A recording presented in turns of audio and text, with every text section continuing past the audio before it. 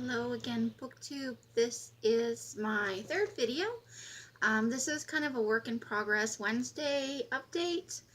And here in this type of video, which I do hope to post every Wednesday, I will talk about 3 or 4 different areas. I knit poorly, but I like to do it. I do write some, although I have fallen out of the habit, and so I'll talk a little bit about that in the writing portion. I am a mixed media artist. It's just a hobby. It's not something that, I have any significant talent in. It's another thing that I just enjoy doing. And so I will typically talk a little bit about that. And then obviously what's in progress with my reading at this moment. So let's just dive right into this. With my knitting, I am currently working on a set of Hogwarts inspired bookmarks, and I have a couple of roughs done for the Slytherin house. And so this is, that's slightly longer than it will hang out a little tiny bit on the ends of a trade size paperback. And you can see I haven't trimmed anything. It's going to have a little fringe on the ends. So this is like my first, I'm doing like 5 of each color, because once I said I was doing this, quite a few people were like, ooh, and so now I'm making some for gifts, and I've actually sold a few. So among my friends, I am getting regular updates about how long it's going to take me to finish these. Some are for single scarves for specific houses, and there's a couple for sets.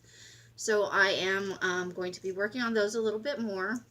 The other thing that I am working on knitting right now is some scrap scarves, and these I call the Super Hideous Scrap Scarf, and they are surprisingly popular, and they are hideous indeed.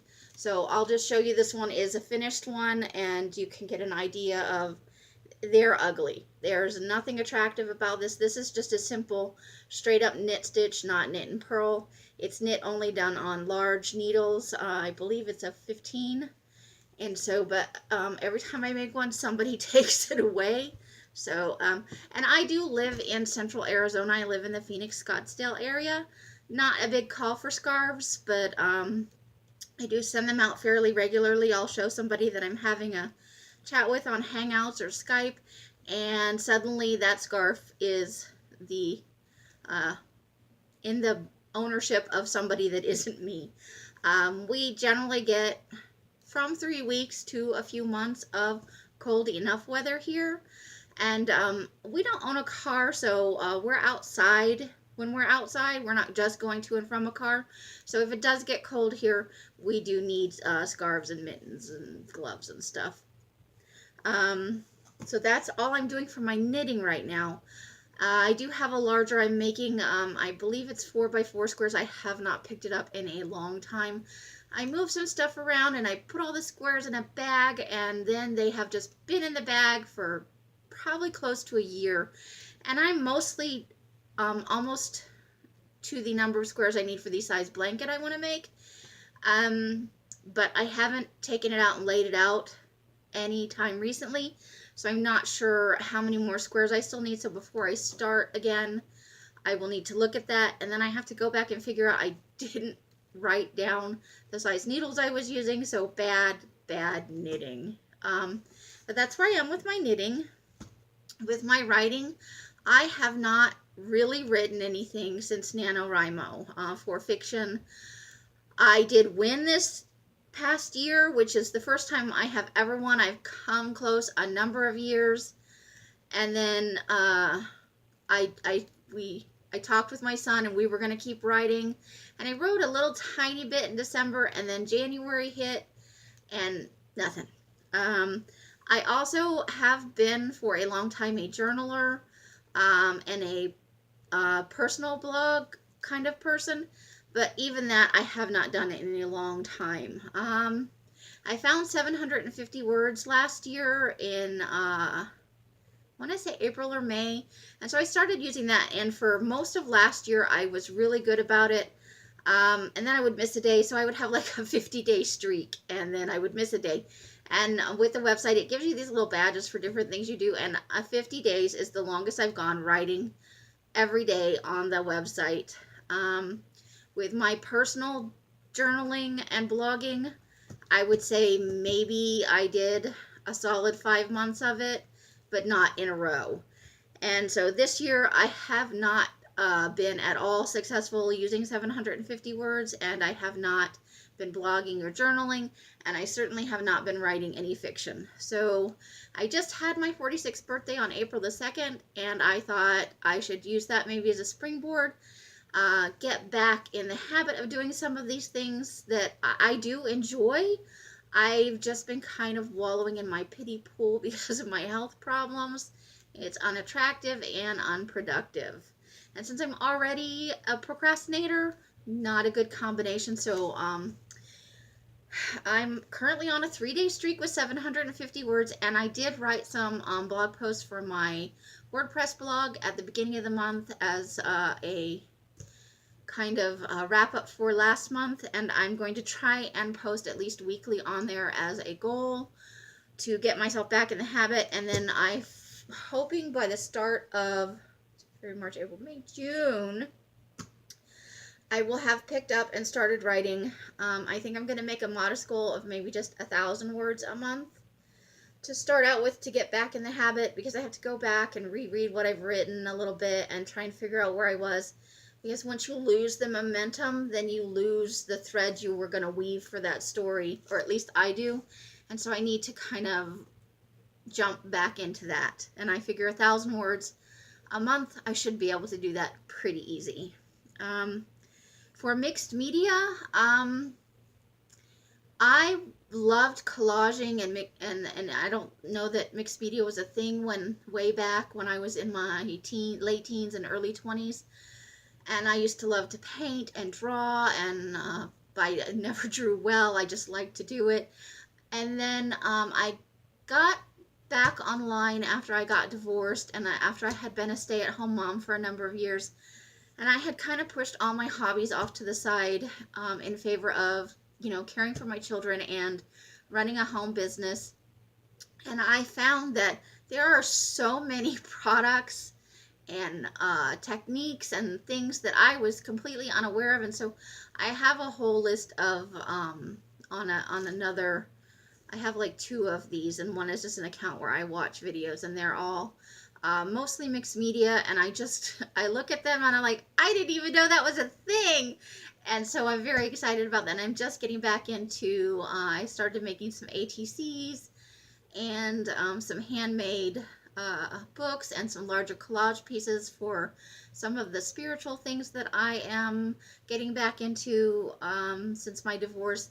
And so one of the things that I recently made, and this is not for me, this is for someone else, and usually they have slightly more cards in them.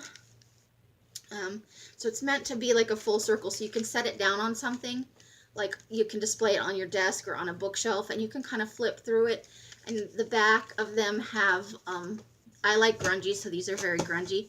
The back of them have different types of things. This is a piece of a calendar. I have some, this one is a piece of graph paper. And these were, the collage part of the front of these is very, I used, what did I use? I used flexible modeling paste, which is thick and chunky. And so these cards each card is very thick and chunky, and I like it that way. And they're all edged. And this is for a friend of mine. So she just asked for kind of a broad range. So I did some stamping. A lot of it's scrap pieces that she just chose a bunch of scraps, and I adhered them to paper. So, but these are meant to stand, so you can kind of flip through them. This one is, she's going to do, so there's 52 cards. This is how much it bloomed. This is 52 cards. Think about a deck of playing cards in the box. So that's how thick and chunky they are from just applying I taped them together in groups of 24, and I used the modeling paste, and I put the collage, the ripped up pieces on there, or I treated the paper that went on them. And then I flipped them over and I put on the side where she can journal a little bit or make lists. So this is for her is going to be kind of a motivational and inspirational kind of thing. And she's gonna, what she told me was she's gonna set it on her desk and she can fill it out when she wants. But it's meant to be like 1 card a week, nothing overwhelming, because she's tried to journal before and do like gratefuls and stuff and just kind of felt like it was too much to do all at once. So this is just meant to be short. You can do a list on a day of things that made you happy or mad, or you could doodle a little bit. She's going to put some, the printers that print up the little square Instagram type photos. She's going to put some of those on the front and do a little bit of her own collaging and, scraps from trips, or, when she goes to the bookstore or the coffee shop and she gets something, you get those little scraps of things. She's like, oh, I should keep that. So that's what she's going to use this for. And I like them. I have quite a few of them. And I like to put them on bookshelves or have them, there. I have one on my nightstand that's by my bed. And sometimes I'll just flip through it. It's kind of a feel-good thing. And I'll change them out seasonally. So I really kind of am enjoying that. And then I have, this is another set that I made. And they're not all that ugly. Sometimes you do things and you put it on there and you're like, that's ugly. But it doesn't necessarily when you're all done. So these are basically blanks. This is like just a basic background, and other stuff, words and images will be added to it. And then journaling on the back sides. And so it's all upcycling, recycled. I really just have a good time doing this. I had some recently I made out of, what I used was the, you get credit card offers sometimes in the mail. The fold-out thing that explains all the terms I took from a box of tampons, the instructions for use and the warnings.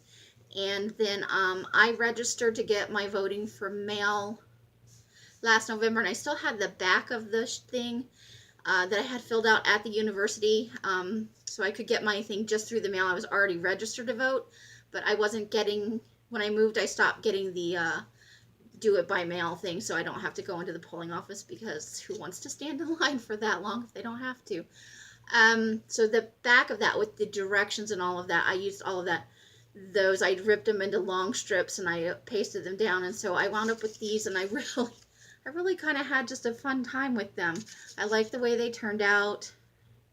It's very black and white, and then, because I'm a girl and we have to have the girly things, and I don't think anybody's really like, woo, yay! No. So I thought it would be fun to make a little bit of art out of that. And so what I'm working on now is a few more of these for friends who have asked for them and who have offered to pay a little bit for them. So yay! We're always working on a small budget, so extra income always a bonus. And then with that, I also started a 365 Rolodex project. I picked up at Goodwill an old Rolodex, one of the round ones. Next time I'll try and show it. I have to put the cards in the thing. They're kind of all over the place right now, and I didn't bother to take the time to gather them all up so I could kind of show a little bit of example, but I'll do that next Wednesday. And so I'm doing one of those a day and seeing, obviously you're going to miss a day every now and then, and that's not a big deal, but as many for as long as I can. I believe there's 500 cards in the circular Rolodex, and so we'll just see how long it takes me to actually fill all of the cards in that Rolodex. But I've been having a lot of fun with it so far. And the little projects like these little ATCs and the Rolodex cards, and I know some people do an index card a day, and Cat Hand was doing a series called Mixed Media Morsels, and I'll link her YouTube site down there for anybody that's interested in this sort of thing. It was just like she had a little notebook, a little composition book, I think is what she had, and just doing these tiny little art pieces to experiment with different techniques.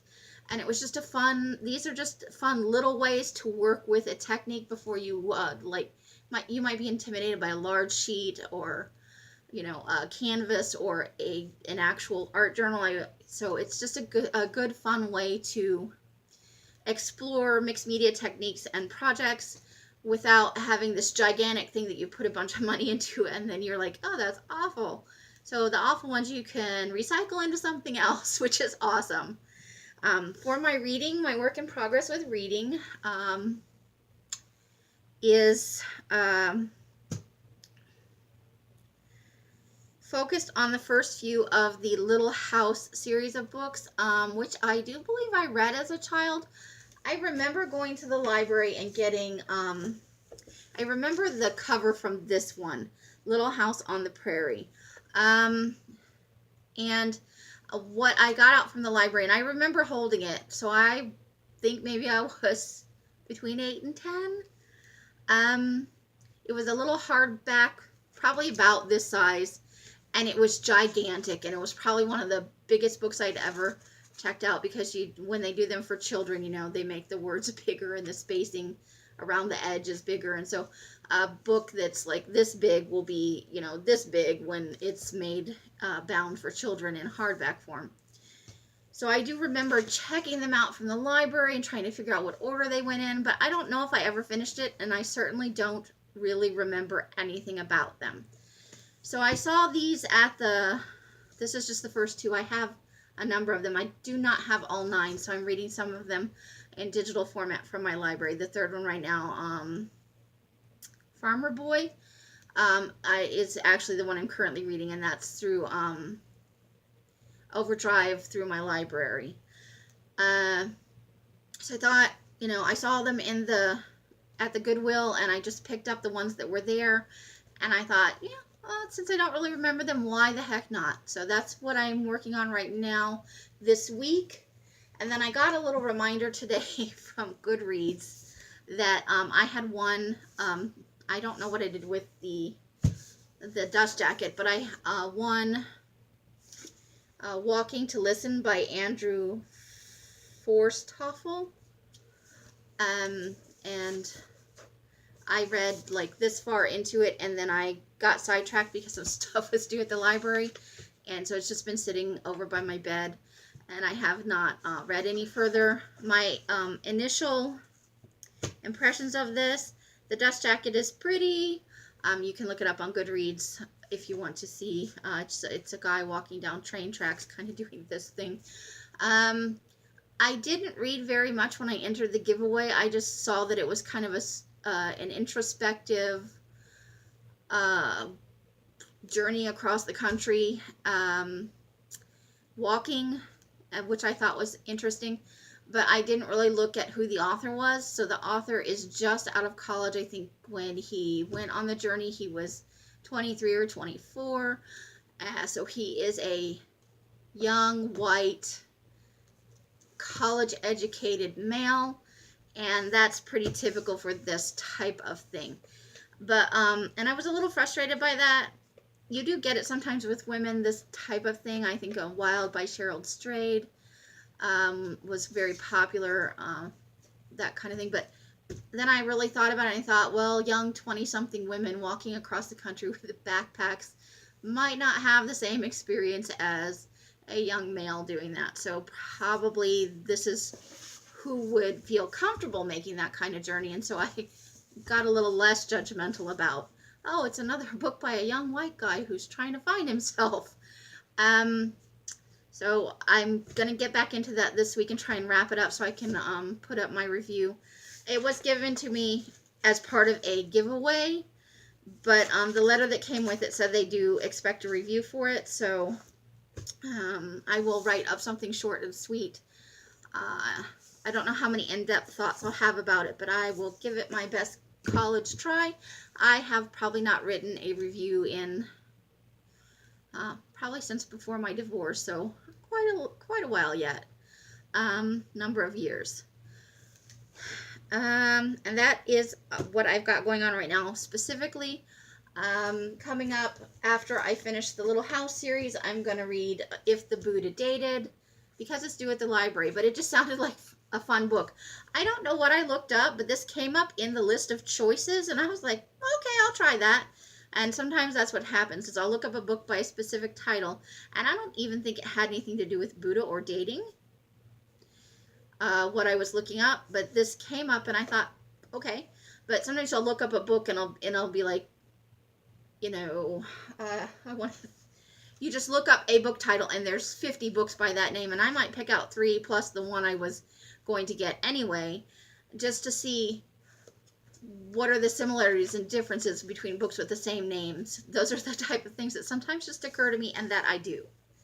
And then this is the next book in the Joanne Fluke, her Hannah Swenson murder mysteries, which I have a love-hate relationship with, and I will get into later, but both of those are coming up due at the library, so I need to work on them. And this video has gotten much longer than I intended it to be, so I will let you all go for now. If you made it to the end, yay you! And I will see you again later in the week for a more book-oriented video on probably Friday.